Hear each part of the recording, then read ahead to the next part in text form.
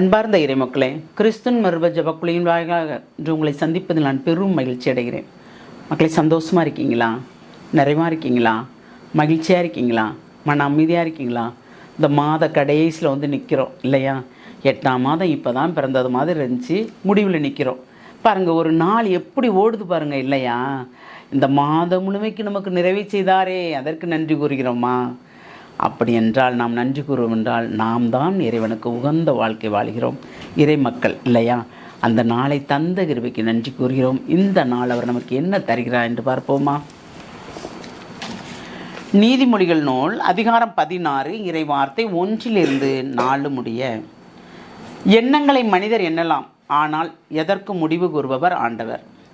மனிதருடைய நடத்தையெல்லாம் அவர் பார்வையில் களங்கமற்றதாய் தோன்றலாம், ஆனால் ஆண்டவர் அவர் உள்ளெண்ணத்தை சீர்தூக்கி பார்க்கிறார். உன் செயல்களை ஆண்டவரிடம் ஒப்படை, அவற்றை வெற்றியுடன் நிறைவேற்றுவாய். ஆண்டவர் படைத்த ஒவ்வொன்றிற்கும் குறிக்கப்பட்ட ஒரு முடிவு உண்டு. பொல்லாத மனிதரை அழிவு நாளுக்கென்று குறித்து வைத்திருக்கிறார். ஆண்டவர் படைத்த ஒவ்வொன்றிற்கும் குறிக்கப்பட்ட ஒரு முடிவு உண்டு. Praise the Lord.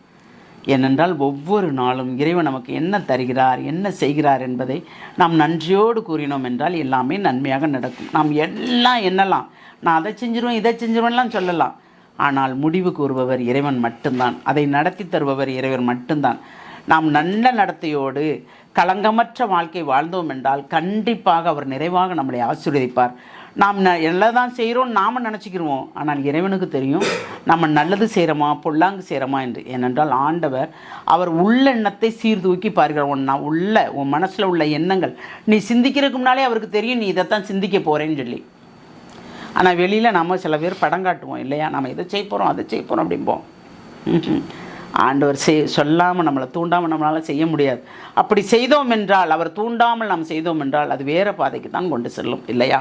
அப்போது நம்ம எல்லாம் என்ன செஞ்சாலும் அதை அந்த செயலை ஆண்டவர்கிட்ட ஒப்படைச்சிட்டோன்னா அது நமக்கு வெற்றிகரமாக நமக்கு அமையும். இதுதான் நல்லாருடைய வாழ்க்கை. பொல்லார் அப்படி இல்லை, ஆண்டவரை ஒப்படைக்க மாட்டாங்க. நம்மகிட்ட பணம் இருக்குது, நம்ம இதை திட்டமிட்டுருக்கோம் அதை திட்டமிட்டுருக்கோம், அதை பிடிச்சிடலாம் இதை பிடிச்சிடலாம்னு சொல்லுவாங்க. எதையும் பிடிக்க முடியாதுங்க.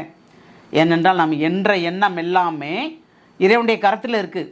அவர் தான் நமக்கு மார்க் போடுறவரே. அந்த மார்க்கு தான் நம்ம பாஸாக போயலாங்கிறதே தெரியும்.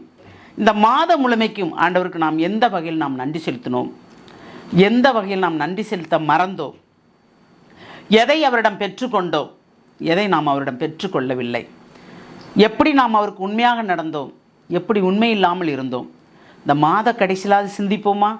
10 நிமிஷம் அதுக்காக ஒதுக்கி நாம் சிந்திக்கும் போது இந்த மாதம் முழுமைக்கு நீ செய்த நன்மைகளை நான் நினைவுகிறேன் ஆண்டவரே, நான் உமக்கு எந்த வகையில் நான் நன்றி செலுத்தினேன் அப்படின்னு நாம் நினைக்கும் போது நாம் குற்றம் உள்ளவர்களா குற்றமற்றவர்களா சிந்திப்போமா? ஆமாம் ஆண்டவரே, ஒவ்வொரு காரியத்தையும் நுணுக்கமாக ஆராய்ந்து பார்த்து எங்களுக்கு தருகின்றீர், செய்கின்றீர். நாங்கள் செயல்படுத்துவதற்கு முன்பே நீர் எல்லாத்தையுமே அறிந்து அதை முன்கூட்டியே ஒன்றாக நடத்தி தருவதற்குண்டான வழியை வகுத்து தருகிறீர் ஆண்டவரே. நாங்கள் எப்பொழுதும் உமக்கு நன்றி சொல்லும் மக்களாக இருக்க வேண்டும் என்று நாங்கள் விரும்புகிறோம் ஆண்டவரே. நாங்கள் தவறி இருந்தால் எங்களை மன்னித்து இனிமேல் நாங்கள் உமக்கு எப்பொழுதும் உண்மையுள்ளவர்களாகவும் நன்றி கூறுவர்களாகவும் இருக்கும்படி நீர் எங்களை ஆசீர்வதிக்க போகிற அந்த கிருபைக்கு நன்றி கூறி எங்களை முழுமையாக உம்முடைய இரக்கத்துக்குள் ஒப்புக் கொடுக்கிறோம். ஜெபம் கேட்கும் நல்ல பிதாவே. ஆமேன், ஆமேன், ஆமேன்.